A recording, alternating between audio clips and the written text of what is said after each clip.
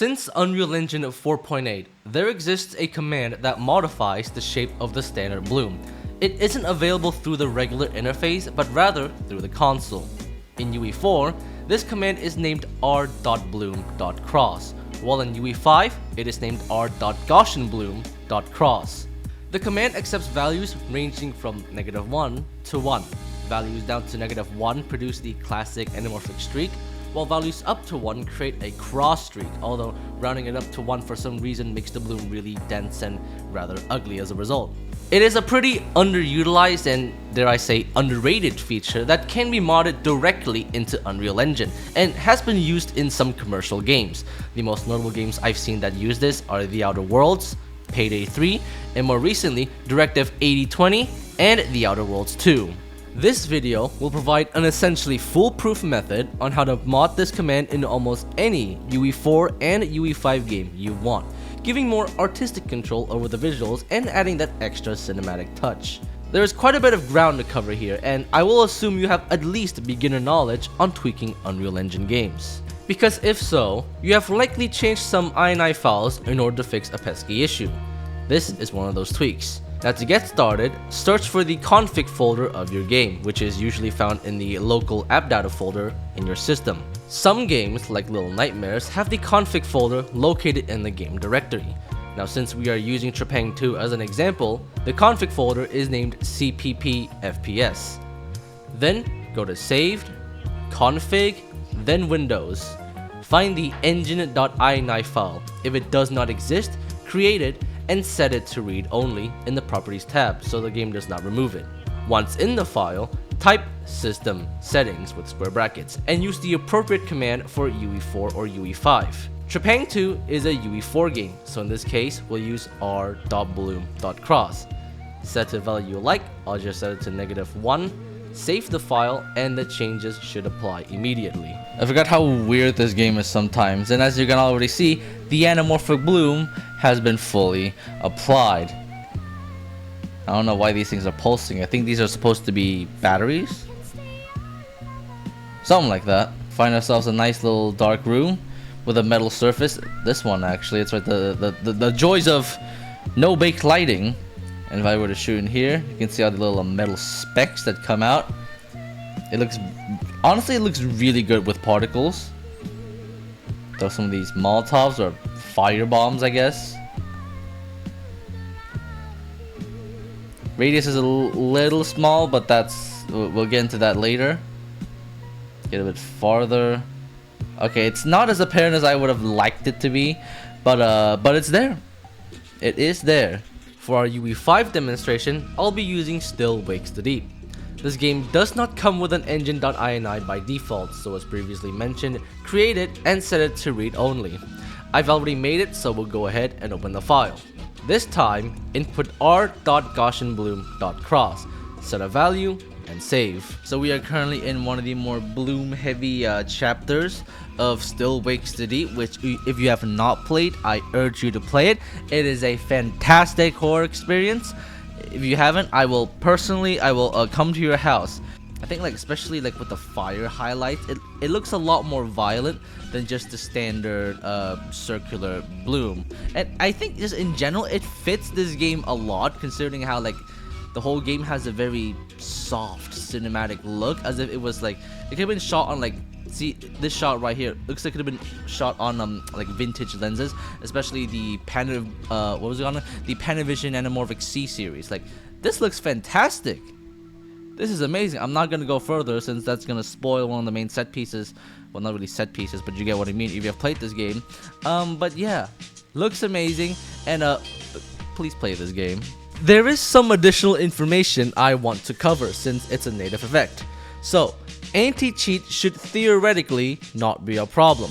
Of course, I'd still advise a little word of caution, and I haven't been able to test every UE game with anti-cheat ever. Don't even get me started with proprietary solutions, but it should not be an issue. You want injecting external programs into the game's executable, as that would typically trigger the anti-cheat. I'm more worried about games that have locked down INI configuration, which I will get to in a bit later. I can at least confirm that games with easy anti-cheat work just fine, and I've taken some pretty sick shots with the command enabled in Insurgency Sandstorm. The command does not modify any of the bloom settings such as intensity, size, threshold, and so on, as that is still controlled by the engine or what the artist has defined. In other words, the bloom, other than the shape, will stay the same. So if you're a mega ultra purist or you're worried about visibility, you can quell those worries.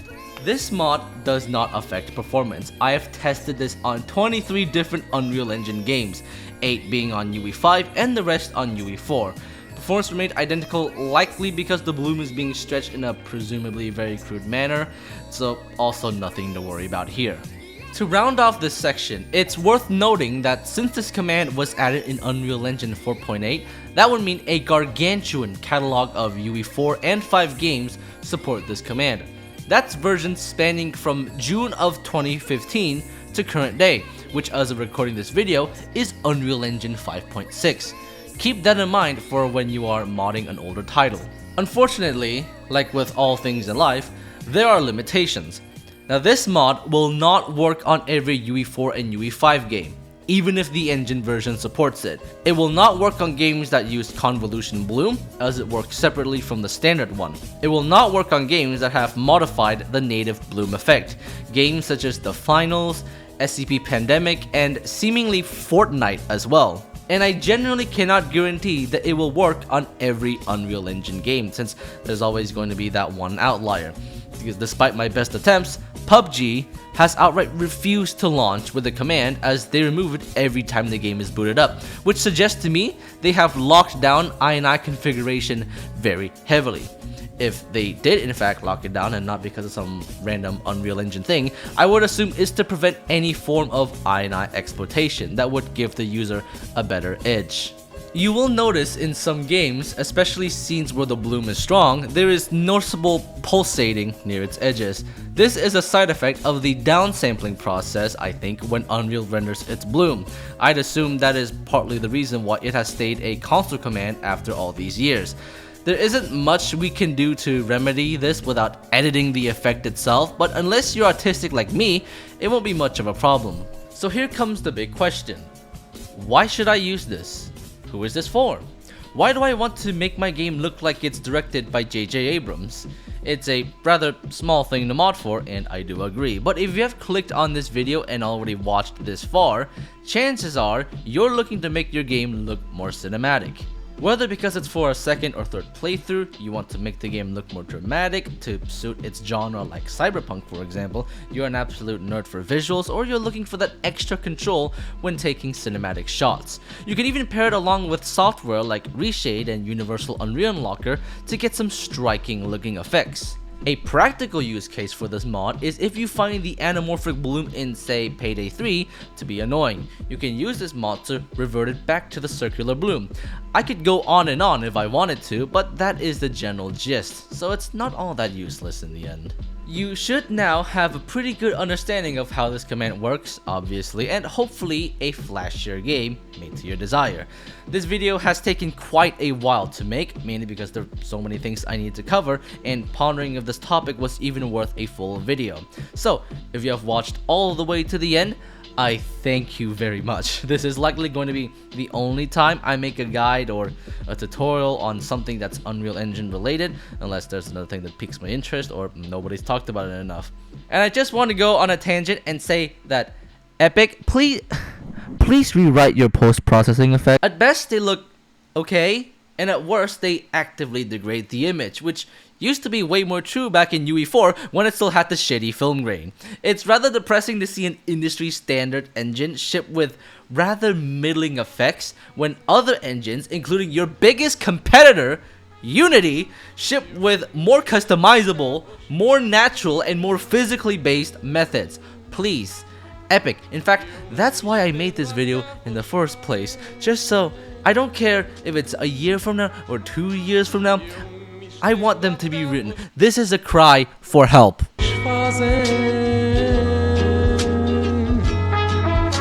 Eu me estendo